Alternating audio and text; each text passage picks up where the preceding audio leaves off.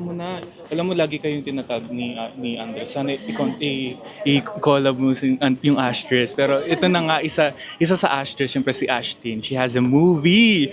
First MMFF mo to? Opo, first. Diba? One word to describe how it feels. Overwhelming. Diba? Grabe talaga. So, And then this year has been, your year because mo namahal and all, diba? Praise God. And Amse and it all too. started with ang Mutiana section. Exactly. That's when I met you. No? Ah. When I met you. Yeah, grabe talaga. And you now, parang you're there na and di ka Wow. nagbabago. Thank Yeah, you. kitang-kita naman sa Viva Arcada. Medyo ko all. Yeah. So ito na, first time ko sa mga Ashdress and Ashtin Viga fans din. Ito naman. Sige. Ito, during, nagtanong din kasi yung parang nagpa-picture ka sa SB19 with, kamusta yung reaction nyo doon? Ay, super fun Yung nun. Filipino Music Awards. Super fan ako ng SB19. Alam mo, may taping ako doon the next day, pero nag-stay talaga ako until 11 para lang mapanood sila kasi sila yung last na magpe-perform. And sobrang happy ako. Sobrang ina-admire ko rin talaga yung journey nila. And at the same time, kahit sumikat na sila, hindi sila nagbabago. And yun yung at ang galing nila.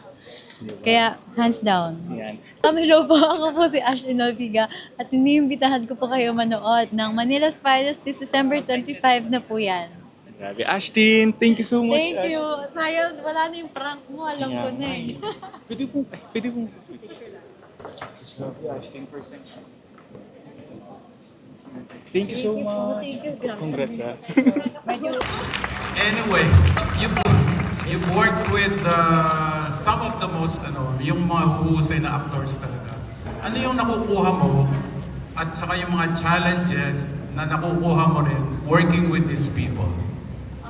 Siyempre po, yung challenge ko po talaga yung labanan yung kaba at yung mga boses sa utak ko. Pero buti na lang po, si Sir Piolo, pinaramdam niya po sa akin na okay lang magkamali. Di ba? Ang dami kong beses nagkamali, pero hindi ko po na-feel sa kanila na parang, ulit na naman, ganyan. But kasi before po kami mag-take, kinakabahan na po talaga ako. And sobrang thankful po talaga ako sa kanila kasi every time na magkakamali ako or every time na malilito ako, hindi nila dinagdagan yung pressure na naramdaman ko and mas naging comfortable po ako and mas na-enjoy ko lang yung scene and alam niyo po yun, mas nandun ako sa scene na yun and nakatulong po sa akin yun. Okay, thank you. Congrats ulit. Thank you so much po. Okay. Anyway, my second question is for Another one of a kind entry sa MMFF. From Gumburzak to The Kingdom, talagang MQuest never fails. So, yung question ko po is for Achilles, Ador, and King Gonzales. Si Achilles na lang muna isasagot. Can you share to us your characters and what makes them special? Actually po, hindi ko po masyadong alam yung character ko. Ang alam ko lang po is anak po ako ni Sir Piolo. Tsaka, ang scene lang po kasi namin is nasa dining room na po kami. Pero po, ako po yung nakamamatang kapatid po ni King Gonzales, ni Noel po. Ako po yung makulit sa amin.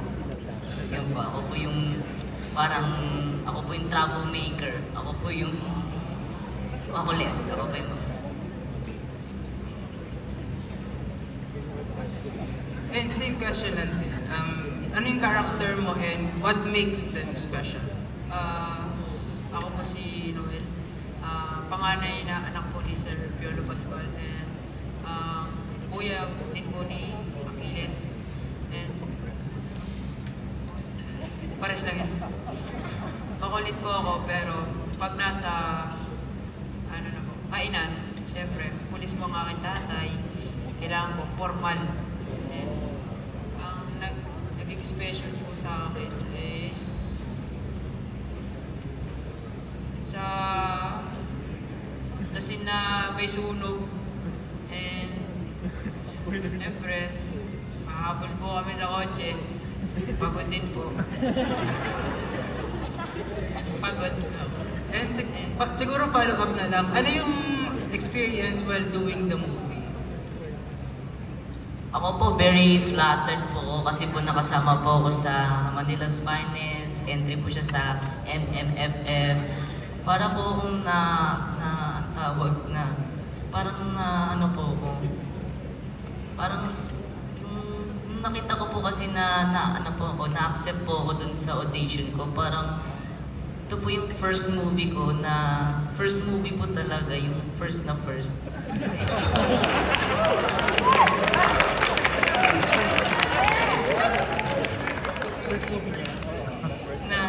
Ito po yung first movie ko na MF tsaka MMFF, so very flabbergasted po ako na nakasama.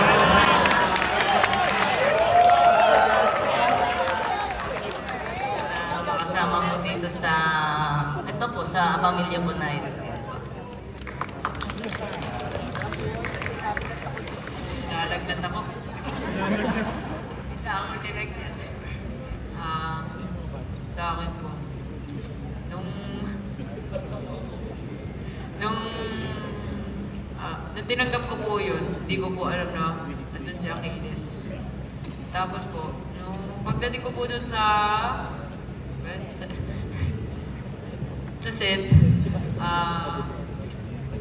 inantay po namin yung first scene namin, and hindi ko na po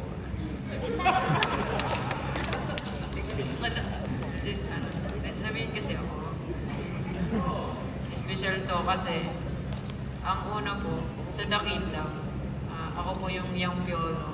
Tapos nung in-offer po sa akin tong Manila's Finest, nagulat po ako, anak po ako ni Sir Piolo po. Last question na rin siguro para sa inyong dalawa. Since kayo yung gumaganap na anak ni Piolo, ano ba yung mga natutunan nyo mismo from Sir Piolo about sa paggawa ng movie or yung dapat na maging attitude sa set? Ang attitude po dapat namin is, kailangan po namin talagang malaman yung script, intindihin yung script, damdamin po yung script, tsaka pag sasabihin po namin, kailangan po hindi yung parang nagsasalita lang ng yung ano lang po, yung kailangan po may feelings siya, may mararamdaman po yung manonood.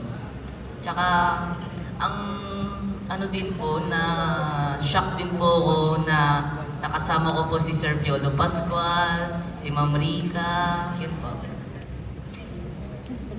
Sa akin po, sa attitude, inubos po niya kasi yung pagkain. Takaw mo, boy. Ano po sa akin, sa attitude, makulit po ako talaga. Makulit po ako sa set, pero kapag nag-take na po ng action, dun po nagiging character po talaga. Kasi hindi po ito yung first movie ko, meron pa po akong ibang. At ano po, pangatlo ko na po kasi ito. Nasanay na din po ako. Pangatlo. Thank you po. Thank you.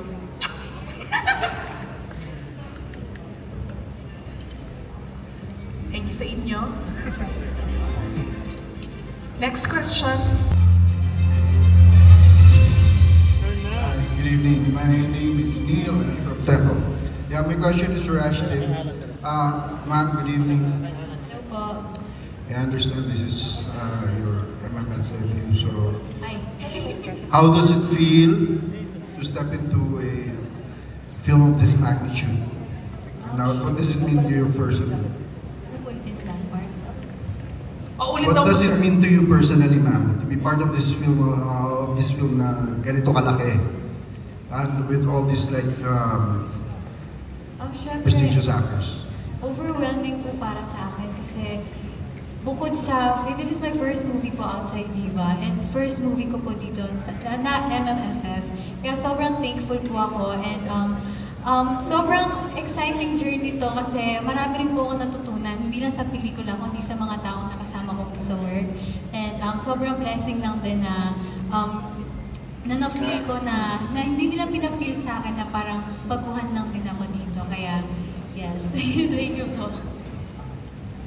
Thank you, ma'am. That's Thank all. you po. Next question po tayo. Hi! Good evening.